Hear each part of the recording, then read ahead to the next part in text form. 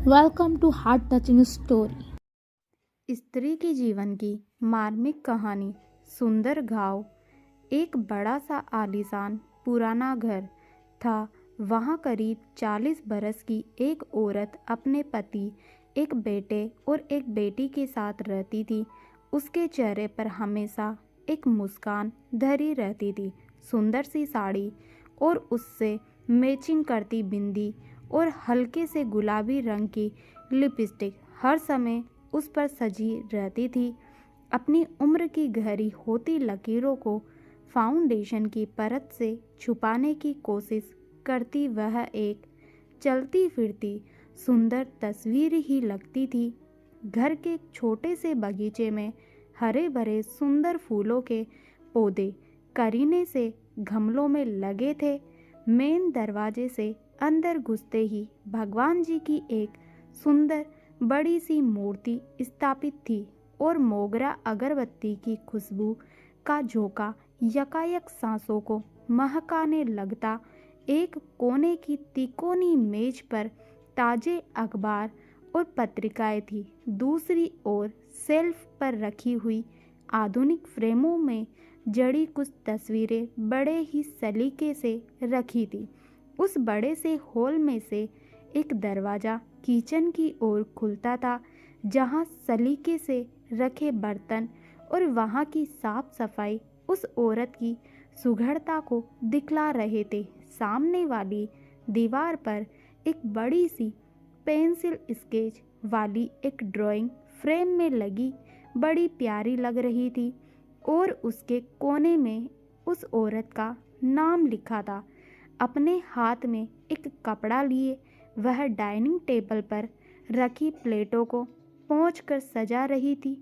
सलाद की प्लेट को सजाना और फलों को फ्रीज से निकालकर टेबल के सेंटर में रखना, यह सब काम हो रहे थे कि अचानक से उसके मोबाइल की बेल बजी और उसने झट से बोला, हेलो।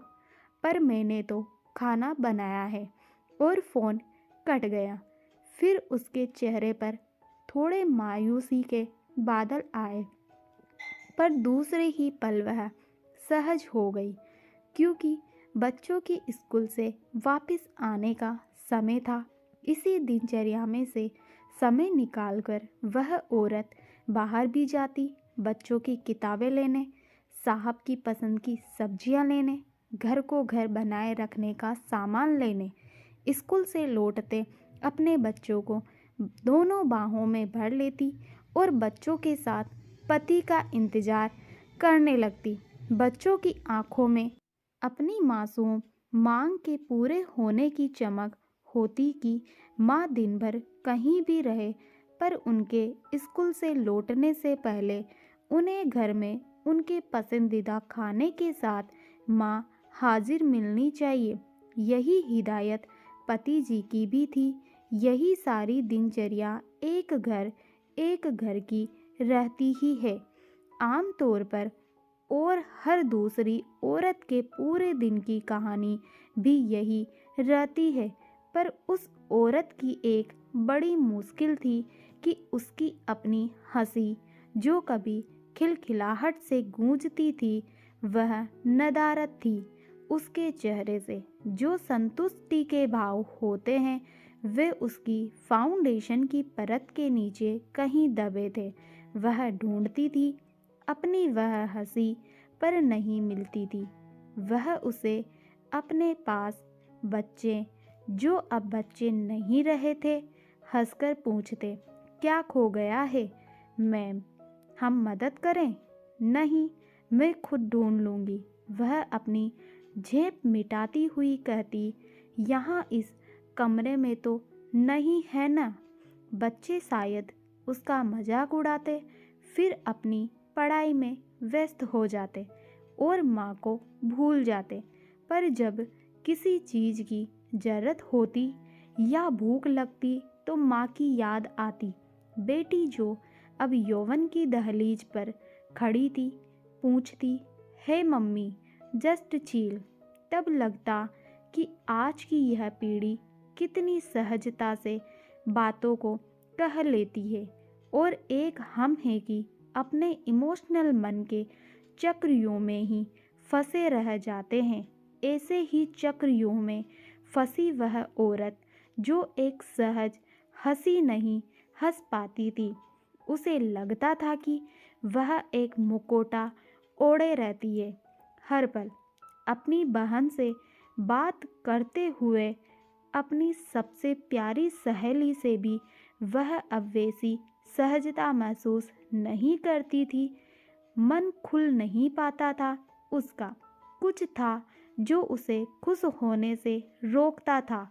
शाम हुई और बच्चे घर से बाहर खेलने निकल गए तो वह चुपचाप अपने कमरे में गई, साड़ी उतारी और अपने ब्लाउज की दाहिनी बाजू को जरा सा खिसकाया और सामने की टेबल पर रखी बेटनोवेट की स्किन क्रीम को दाहिने कंधे पर दिख रहे गहरे लाल रंग के बड़े से निशान पर मला और वापस ब्लाउज को ठीक से पहनकर दोबारा साड़ी ओढ़ ली।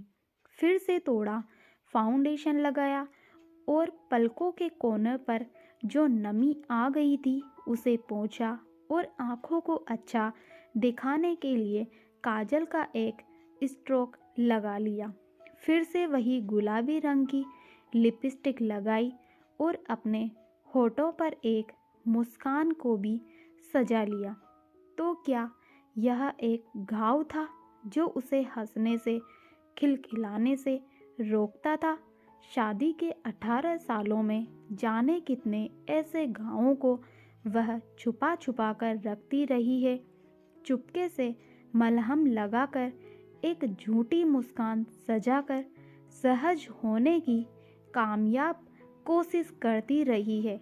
शरीर के घाव तो वह बेटनोवेट लगाकर भर लेती थी, पर उसकी आत्मा पर जो जख्म थे उनके लिए कोई दवा नहीं थी। वह रिसकते, दर्द भी करते थे, पर दिखते नहीं थे किसी को भी।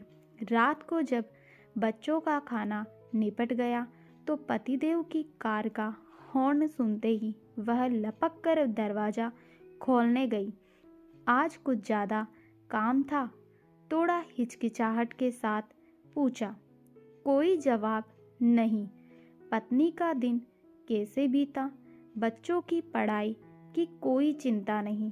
एक सुघड़ पत्नी के होने का यही आराम रहता है जीवन भर पतिदेव जी को। खैर, फिर से रात का वह पल आया जब पतिदेव का हाथ उस औरत के शरीर पर चलना शुरू हो गया।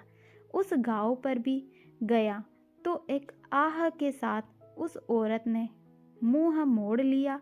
वह घाव अभी 2 दिन पहले का ही तो था। थोड़ी देर में फिर वही खींचातानी। वह औरत अपनी दबी सी आवाज़ में सिसक रही थी, पर पतिदेव को इस बात से कोई फर्क नहीं पड़ता।